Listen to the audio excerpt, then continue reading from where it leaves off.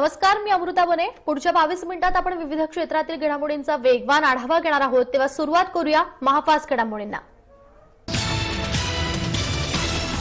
पुलवामा हल्ला पंतप्रधान नरेंद्र मोदी आणि पाकिस्तानचे पंतप्रधान इम्रान खान यांनी फिक्स केला असल्याचा आरोप काँग्रेस नेते बी.के. हरिप्रसाद यांनी केलेला आहे। पुलवामा हल्ला हा देशाच्या लष्करावर झालेला सर्वात मोठा हल्ला होता।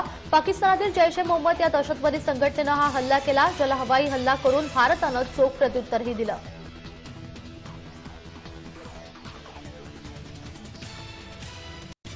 जम्मूतील एका बस स्थानकावर ग्रेनेड हल्ला करून स्फोट घडवून आणण्यात आलेला आहे। यामध्ये 32 नागरिक जखमी झाले असून यामध्ये एकाचा मृत्यू झाला तर एकाला अटक करण्यात आलेली आहे। जखमींना उपचारासाठी रुग्णालयामध्ये दाखल करण्यात आलं आहे। जम्मूच्या स्थानिक पोलिसांनी या हल्ल्याच्या घटनेला दुजोरा दिलाय। गर्दीने गजबजलेल्या बस स्थानकावरच हा हल्ला करण्यात आलाय।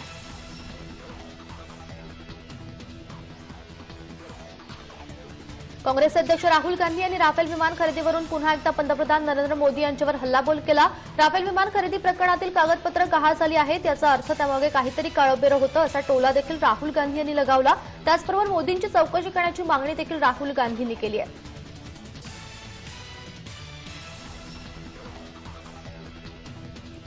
शबरीमाला प्रकरणी आम्ही धर्म आणि भक्तीसाठी लढलो, मात्र केरळ सरकारनं अय्यप्पा भक्तांवर दडपशाही केली अशी टीका भाजपा अध्यक्ष अमित शहा यांनी एलडीएफ सरकारवर केलेली आहे। भाजपा नेहमी केरळच्या नागरिकांसोबत आहे असं देखील त्यांनी यावेळी म्हटलेलं आहे।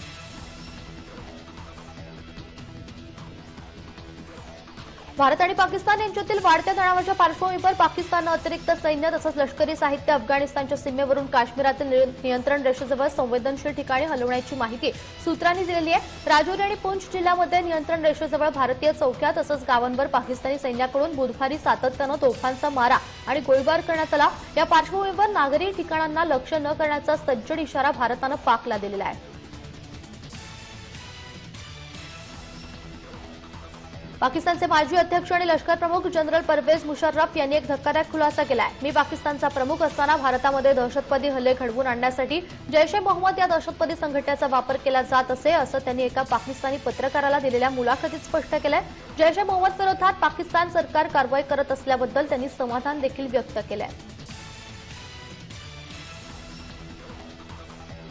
पाकिस्तानचे राजदूत सोहेल महमूद यांनी परत भारतात पाठवण्यात येणाऱ्या अशी माहिती पाकिस्तानचे परराष्ट्र मंत्री शाह मोहम्मद कुरेशी यांनी दिलेली आहे। पुलवामा हल्ला त्यानंतर भारत आणि पाकिस्तान यांनी एकमेकांवर केलेले हल्ले प्रतिहल्ले यानंतर तणाव कमी करण्यासाठी भारताशी वाटाघाटी करण्यासाठी आमची तयारी आहे। अमेरिका, चीन, रशिया या देशांनी भारत आणि पाकिस्तान यांच्यातील तणाव कमी करण्यासाठी प्रयत्न केले पाहिजे असं देखील त्यांनी म्हटलेलं आहे।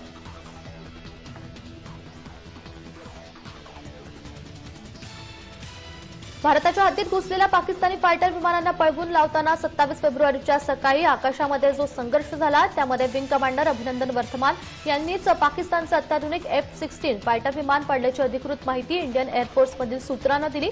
मिग-21 बायसन विमानाला एमरॉन मिसाईल धडकण्याआधीच अभिनंदन यांनी F-16 वर R-73 मिसाईल डागल्याचं देखील कळतंय। त्या डॉग फाईटमध्ये भारतीय हवाई दलाकडून फक्त अभिनंदन यांनीच R-73 मिसाईल डागलं। मिग-21 बायसन पाडण्याआधीच्या शेवटच्या रेडिओ संदेशातून ही बाब स्पष्ट होतीये।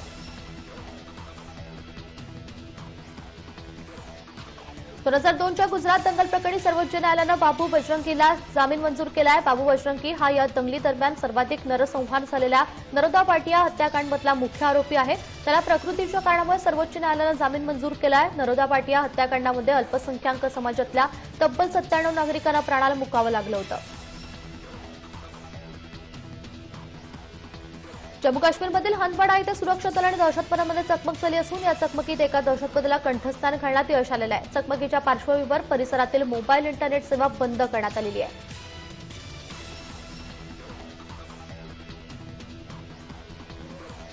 राज्यात लोकसभा आणि विधानसभा निवडणुका एकत्र होण्याची कोणतीही शक्यता नसल्याचा निर्वाळा मुख्यमंत्री देवेंद्र फडणवीस यांनी दिला। लोकसभा निवडणुकीची आचारसंहिता कोणत्याही क्षणी लागू होण्याची शक्यता आहे, पण त्याचबरोबर विधानसभा बरखास्त करून राज्यातही निवडणुका घेतल्या जातील अशी चर्चा सुरू होती। पण मुख्यमंत्र्यांनी लोकसभा आणि विधानसभेच्या निवडणुका एकत्र होण्याच्या बातम्या निव्वळ अफवा असल्याचं सांगत ही चर्चा फेटाळून लावलेली आहे।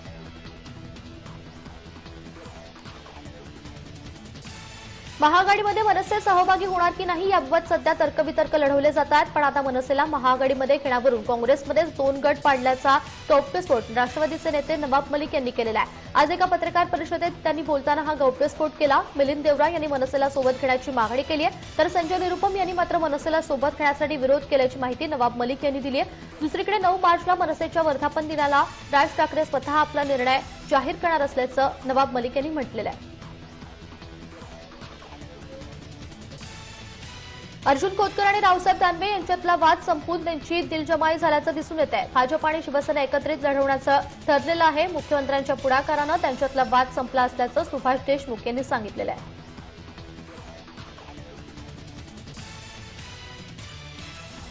विरोधी पक्षनेते धनंजय मुंडेंनी ग्रामविकास मंत्री पंकजा मुंडेंवर आणखी एका घोटाळ्याचा आरोप केलाय। चिक्की घोटाळ्यानंतर आता मोबाईल घोटाळ्याचा आरोप पंकजा मुंडेंवर करण्यात आलाय। अंगणवाडी सेविका आणि पर्यवेक्षकांना देण्यात आलेले अँड्रॉइड फोन हे मूळ किमतीपेक्षा जास्त किमतीने खरेदी करण्यात आले आणि मोबाईल खरेदीचा निर्णय महिला आणि बालविकास विभागानं घेतला होता। या व्यवहारामध्ये 65 कोटी रुपयांचा भ्रष्टाचार झाल्याचा आरोप धनंजय मुंडे यांनी केलाय।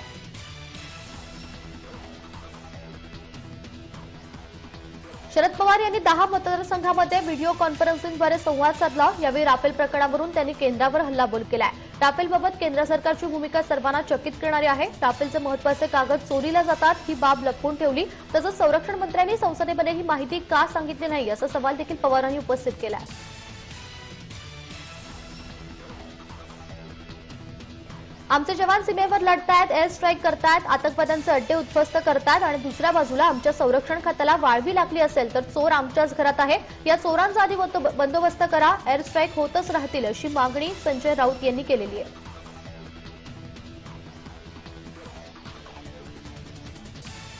एकीकडे विधानसभेच्या निवडणुकीसाठी भाजप आणि शिवसेनेची युती झाली असली तरीही नाशिक महापालिकेत भाजप आणि शिवसेना यांच्यातला संघर्ष कमी होत नाहीये। महापालिका, शिवसेना नगरसेविका आणि महापौर यांच्यामध्ये खडाजंगी झाली। शिवसेना नगरसेविका हर्षदा गायकर या कामं करण्यासाठी गेल्या होत्या पत्र घेऊन, मात्र महापौर यांनी पत्र घेण्यासाठी नकार दिला होता। शिवसेनेच्याच नगरसेविका असलेल्या मला अशी वागणूक दिली असा आरोप गायकर यांनी केलेला आहे। याबाबत अखेर भाजपा महापौर रंजना फानसी यांनी हर्षदा गायकर यांची माफी मागितलेली आहे।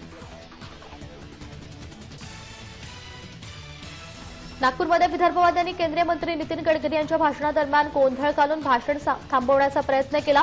स्वतंत्र विदर्भ झालाच पाहिजे, जय विदर्भ अशा घोषणा कार्यकर्त्यांनी दिल्या। कार्यकर्त्यांना शांतता राखण्याचं आवाहन देखील करण्यात आलं, मात्र कार्यकर्ते शांत होत नाहीत हे पाहून गडकरींना राग अनावर झाला।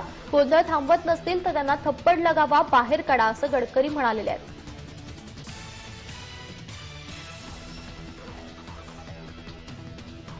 11वीच्या प्रवेश प्रक्रियेमध्ये आरक्षणाची टक्केवारी 102% झाल्यानं खुल्या गटातील मुलांसाठी प्रवेशाचा प्रश्न निर्माण झाल्याची चर्चा सध्या सुरू आहे। पण 11वी प्रवेशासाठी इन हाऊस कोटा अर्थात संस्थान अंतर्गत प्रवेश कोटा 20 ऐवजी 10% करण्यात आलेला आहे। त्यामुळे 10वीच्या विद्यार्थ्यांनी चिंता करू नये असं आवाहन शिक्षण मंत्री विनोद तावडे यांनी केलं आहे। त्यामुळे 11वीच्या प्रवेशासाठी सर्व आरक्षणानंतरही 60% जागा या खुल्या गटासाठी शिल्लक राहणार आहेत असं त्यांनी सांगितलेलं आहे।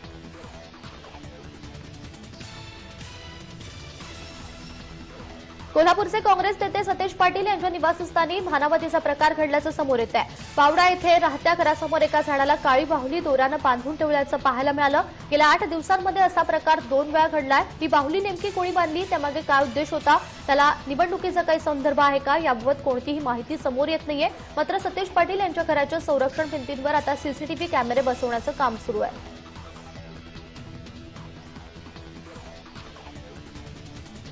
नाशिकमध्ये 600 अनधिकृत धार्मिक स्थळं पाडण्याचा निर्णय घेण्यात आलाय। या प्रकरणी हिंदुत्ववादी संघटना आक्रमक झाली आहेत। आमदार बाळासाहेब सानप यांच्या घरासमोर घंटानाद आंदोलन करण्यात आलं। अतिक्रमणाची कारवाई त्वरित थांबवावी ही मागणी यावेळी करण्यात आलेली आहे।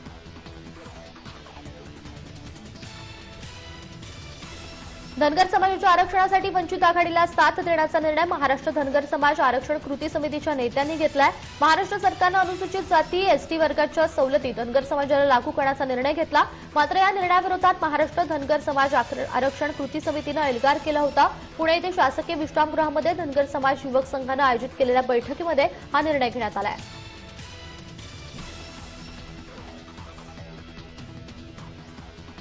राज्य सरकारनं धनगर समाजाला आदिवासींच्या सगळ्या सोयी सवलती लागू केल्यानंतर आदिवासी बांधवांनी मोर्चा काढला। अमरावतीच्या आयुक्त कार्यालयावर आदिवासी समाजाच्या तरुणाईनं आणि विद्यार्थ्यांनी हा मोर्चा काढला। त्यावेळी त्यांनी सरकारविरोधी घोषणा देखील दिल्या। धनगर समाजाला खऱ्या अनुसूचित जातीमध्ये आदिवासींच्या सर्व सोयी सुविधा जाहीर केल्यानं खऱ्या आदिवासी समाजातील लोकांवर अन्याय होतोय असा आरोप आदिवासी समाजातील आंदोलनकर्त्यांनी केलाय।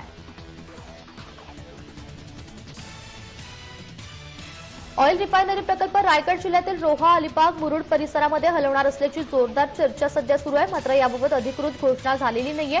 रत्नागिरीमध्ये नाणार प्रकल्पाविरोधात जोरदार आंदोलन झाल्यानंतर आता हा प्रकल्प रत्नागिरीतून रद्द करून रायगड जिल्ह्यामध्ये हलवण्याच्या हालचाली वाढत आहेत। मात्र या प्रकल्पाला रायगड जिल्ह्यामध्ये देखील विरोध केला जातोय।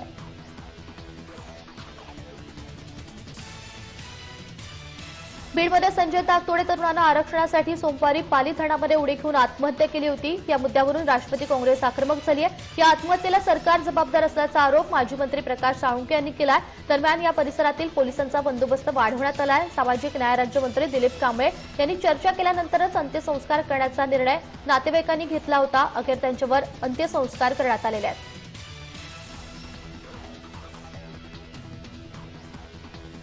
बीडमधल्या घटनेचे राज्यामध्ये इतरत्र पडसाद उमटायला लागलेले आहेत। संजय ताकतोडेंच्या आत्महत्येचा निषेध करण्यासाठी ठाण्यातही आंदोलन करण्यात आलं। सकल मातंग समाजाच्या वतीनं आनंदनगर चेक नाका इथे रास्ता रोको करण्यात आला। यावेळी सरकारच्या निषेधाच्या घोषणा देण्यात आल्या। कोणतीही अनुचित घटना टाळण्यासाठी मोठा पोलीस बंदोबस्त इथे तैनात करण्यात आला होता।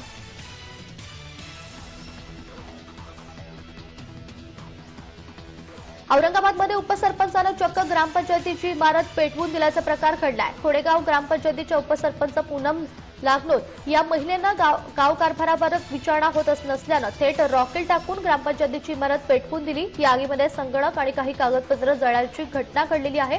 ग्रामपंचायत पेटवून उपसरपंच फरार असून पोलीस सध्या या प्रकरणाचा अधिक तपास करतात।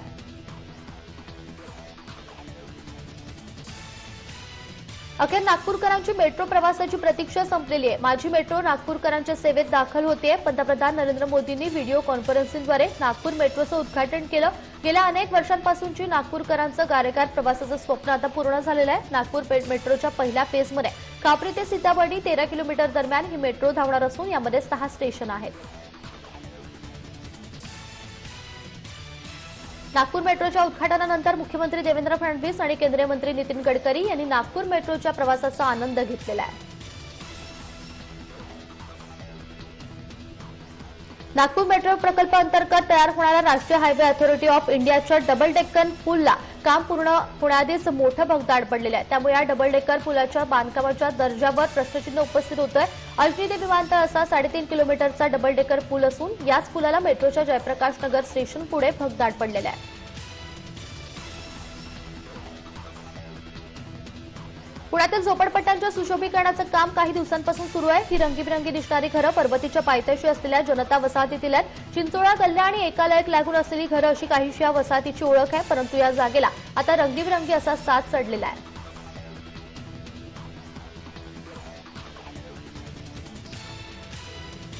ग्रामीण भागाच्या विकासाची जबाबदारी ही प्रत्येक गावातील सरपंचावर अवलंबून असते आणि ते आपली जबाबदारी निस्वार्थपणे पार पाडतात। मात्र त्यांना कोणी शाबासकी देत नाही आणि त्यांचा गौरवही करत नाही। मात्र अमरावती जिल्ह्यातील उत्कृष्ट काम करणाऱ्या 240 सरपंचांचा नवराष्ट्र सरपंच सम्राट या कार्यक्रमामध्ये आमदार रवी राणा आणि नवनीत राणा यांच्या हस्ते सत्कार करण्यात आला आहे।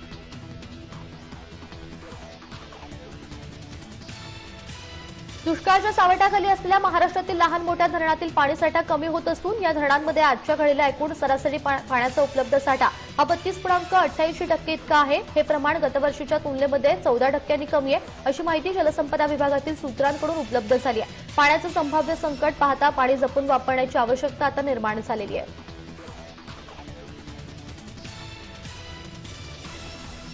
उत्तर महाराष्ट्रात दुष्काळाचं सावट आता अधिक गडद होऊ लागलंय। उन्हाळा सुरू झालेला नाही, तोच तब्बल 700 टँकरनं पाणीपुरवठा सुरू झालाय। नाशिक, धुळे, जळगाव आणि अहमदनगर या 4 जिल्ह्यांमध्ये टँकरची मागणी वाढली आहे। येणाऱ्या काही दिवसांमध्ये परिस्थिती अजून बिकट होण्याची चिन्ह आहेत। सर्वाधिक टँकर अहमदनगर जिल्ह्यामध्ये सध्या सुरू आहेत।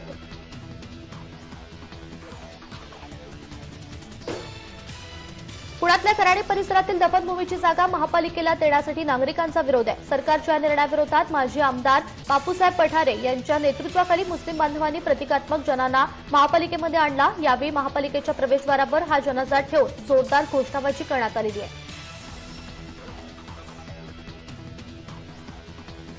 ढेकूण घालवण्यासाठी घरात केलेलं पेस्ट कंट्रोल पुण्यातील 2 तरुणांच्या जीवावर बेतलंय। पेस्ट कंट्रोल केलेल्या रूममध्ये झोपलेले 2 तरुण दुसऱ्या दिवशी मृतावस्थेमध्ये आढळले। पुण्यातील भारती विद्यापीठ पोलीस ठाण्याच्या हद्दीमध्ये ही घटना घडलेली आहे। पुण्यातील एका महाविद्यालयाच्या कॅन्टीनमध्ये ते दोघंही काम करत होते। कॅन्टीन मालकानंच त्यांना राहण्यासाठी एक खोली दिली होती। मुंबईतल्या देवनार डम्पिंग ग्राउंडला दुपारी आग लागली होती। सुरुवातीला कमी प्रमाणात असणारी आग ही अर्ध्या तासानंतर वाढत गेली, त्यामुळे परिसरामध्ये हवेत धुराचे प्रचंड लोट दिसू लागले। आग लागल्यानंतर 2 तासानंतर सुद्धा अग्निशमन दलाला आगीबद्दल कल्पनाच नव्हती, त्यामुळे आग वाढत गेल्याचं पाहायला मिळालं। केवळ एका टँकरच्या सहाय्यानं आग नियंत्रणात आणण्यासाठी प्रयत्न करण्यात आले। जेसीबी आणि इतर यंत्राद्वारे कचरा वरखाली करून आगीवर नियंत्रण मिळवण्याचा देखील प्रयत्न करण्यात आलेला आहे। नांदेड जिल्ह्यातल्या माहूर इथल्या रेणुका देवीचं दर्शन करून परत येत असताना एका क्रुझर जीपला झालेल्या अपघातामध्ये 16 भाविक जखमी झालेत। हे सर्व भाविक यवतमाळ जिल्ह्यातील उमरखेड इथले आहेत। ते काल दर्शन करून येत असताना घाटावरील वळणावर चालकाचा जीपवरचा ताबा सुटला, त्यामुळे जीप कठड्यावर आदळली, पण कोणतीही जीवितहानी यामध्ये झालेली नाहीये। जखमींवर सुरुवातीला माहूरमधल्या रुग्णालयामध्ये उपचार करून नंतर त्यांना यवतमाळच्या जिल्हा रुग्णालयामध्ये उपचारासाठी पाठवण्यात आलं।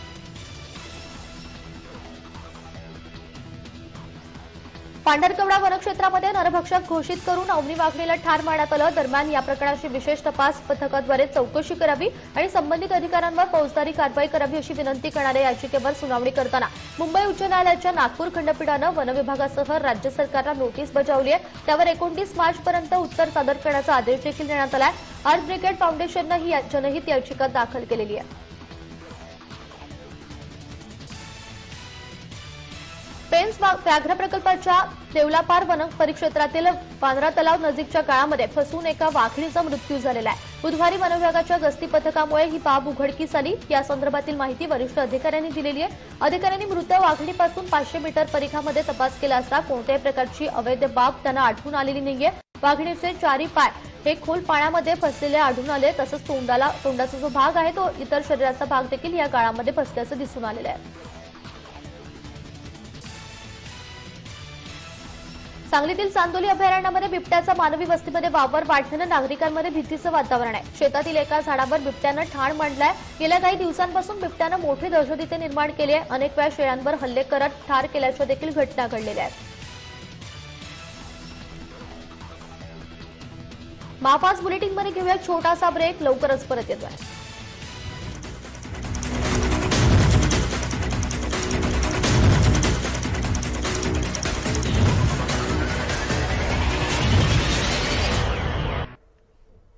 ब्रेकनंतर पाहूया आणखी काही महापास घडामोडी। उत्तर प्रदेशच्या गाझियाबादमध्ये धक्कादायक घटना घडलेली आहे। कार चालकानं एका व्यक्तीला टक्कर दिली। तो पुढे जात असताना पीडित व्यक्तीनं कार थांबवण्याचा प्रयत्न केला, मात्र कार चालकानं कार न थांबवता पुढे नेण्याचा प्रयत्न केला। पीडित व्यक्तीनं कारच्या बोनेटला पकडलं असताना कार चालकानं 2 किलोमीटरपर्यंत ही कार पुढे नेली। त्या दरम्यान पीडित व्यक्ती कारच्या बोनेटवर लटकलेला होता। पोलिसांनी कार चालकाला अटक केलेली आहे आणि त्याच्या विरोधात गुन्हा देखील दाखल केलेला आहे। रिझर्व्ह बँकेनं व्याजदरामध्ये घट करून त्याचा फायदा सर्वसामान्य ग्राहकांना करून देण्याचे आदेश देऊनही काही बँकांनी त्याला केराची टोपली दाखवलेली आहे। गव्हर्नर शशिकांत दास यांनी फेब्रुवारीमध्ये बँकांच्या प्रमुखांची बैठक घेऊन त्यांना कर्ज स्वस्त करण्याविषयी पुन्हा बजावलं। या बैठकीला उपस्थित बँकांच्या प्रमुखांनी व्याजदर घटवण्याची तयारी असल्याचं देखील सांगितलेलं आहे।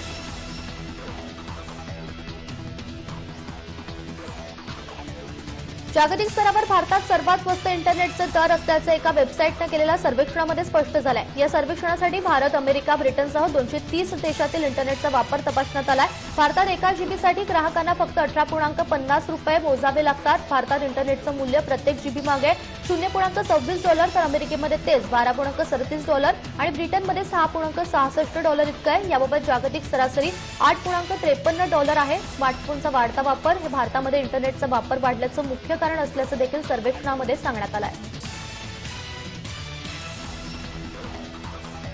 जर्मनची कार उत्पादक कंपनी फोक्सवॅगनला मोठा धक्का बसलाय। राष्ट्रीय हरित लवादानं कंपनीला 500 कोटींचा दंड ठोठावलेला आहे। दंडाची ही रक्कम येत्या 2 महिन्यांमध्ये भरण्याची ताकीद ही एनजीटीनं फोक्सवॅगनला दिलेली आहे। आपल्या कारमध्ये बेकायदेशीररित्या चिपसेट लावल्याप्रकरणी एनजीटीनं कंपनीला दंड केलेला आहे। या उपकरणामुळे कार्बन उत्सर्जन कमी होण्याऐवजी त्याच्या आकडेवारीमध्ये बदल केला जात होता। तत्पूर्वी एनजीटीनं जानेवारीत देखील फोक्सवॅगनला 100 कोटी रुपये जमा करण्याचे निर्देश दिले होते, पण त्यावर कंपनीनं कोणतंच पाऊल उचललं नव्हतं।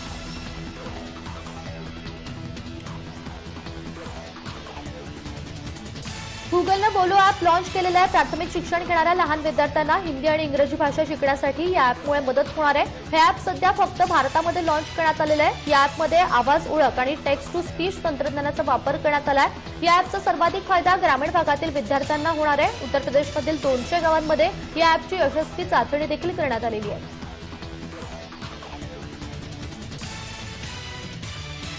ऑस्ट्रेलियातील भारतीय वंशाच्या 32 वर्षीय महिला डेंटिस्टचा अनेक वार असलेला मृतदेह सिडनीमध्ये एका सूटकेसमध्ये आढळलेला आहे. प्रीती रेड्डी असं मृत महिलेचं नाव असून रविवारपासून ती रहस्यमयरित्या बेपत्ता झाली होती. या हत्या प्रकरणातील संशयित आरोपी असलेल्या भारतीय वंशाच्या डॉक्टरचा सोमवारी रात्री रस्ते अपघातामध्ये मृत्यू झाल्याचं देखील पोलिसांनी सांगितलेलं आहे.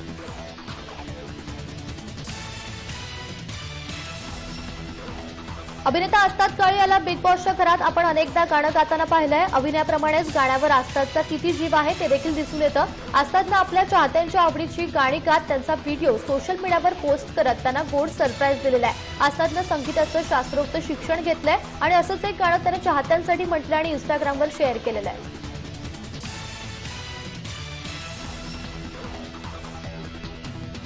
बॉलिवूड अभिनेत्री सोनाली बेंद्रे कोणत्याही रोल मॉडेलपेक्षा कमी नाहीये. आपल्या दमदार अभिनयानं तिनं सर्वांना घायल केलेलं आहे. नुकतंच तिने एका मासिकासाठी फोटोशूट केलं. कॅन्सरच्या उपचारादरम्यान पहिल्यांदाच तिनं हे फोटोशूट केलेलं आहे. हेअरकट विषयी तिला विचारण्यात आल्यानंतर तिनं आपण ठीक आहोत, माझे केस माझ्यासाठी खूप महत्वाचे आहेत असं देखील म्हटलंय.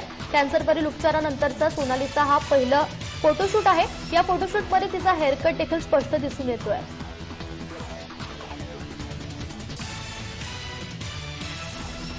गली बॉय सिनेमातील अपना टाइम आएगा हे रॅप सॉन्ग खूप गाजताना दिसतंय. या रॅप सॉन्गला प्रसिद्ध हॉलिवूड अभिनेता आणि रेसलर जॉन सिनाला देखील भुरळ पाडलेली आहे. जॉन सिनानं त्याच्या इंस्टाग्राम अकाउंटवर रणवीरचा गली बॉय या चित्रपटातील फोटो शेअर केलाय. या फोटोवर अपना टाइम आएगा असं देखील लिहिण्यात आलंय. या फोटोला भरभरून लाईक्स आणि कमेंट्स मिळत आहेत.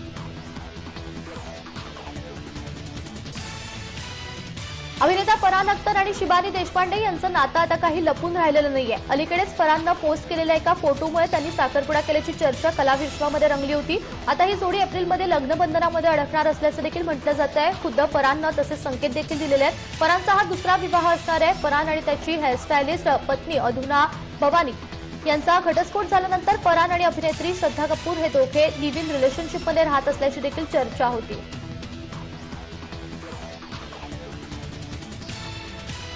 शिमगा म्हणजे कोकणातील सांस्कृतिक आणि सामाजिक परंपरेचं दर्शन घडवणारा सण. होळीचा सण म्हणजे मनातलं, दारातलं, घरातील सर्व वाईट, अमंगळ, अभद्र जाळून टाकण्याचा सण असतो. एकंदरीतच कोकणात उत्साहाचं जल्लोषमय वातावरण असतं आणि अशीच जोशपूर्ण कथा आपल्याला श्री केळमाई भवानी प्रोडक्शन निर्मित शिमगा या चित्रपटामध्ये पाहायला मिळणार आहे. सोशल नेटवर्किंग साईटवर लॉन्च झालेल्या पोस्टरवरून या चित्रपटाविषयीची उत्सुकता वाढलेली असताना आता कोकणामध्ये शिमग्याचा उत्स्फूर्त माहोल असतानाच म्हणजेच 15 मार्च रोजी हा सिनेमा प्रदर्शित होतोय. निलेश कृष्णा दिग्दर्शित आणि लिखित या चित्रपटामध्ये राजेश शृंगारपुरे आणि भूषण प्रधान हे मुख्य भूमिकेत आहेत.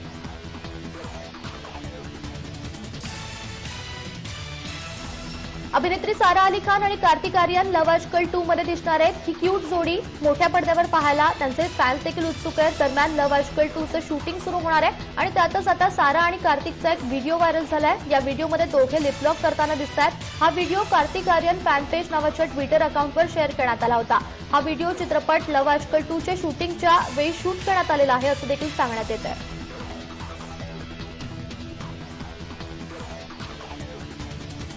या सगळ्या बातम्यांसोबत महापास बुलेटिनमध्ये आता वेळ झाली. तेच थांबण्याची पाहत रहा जय महाराष्ट्र न्यूज.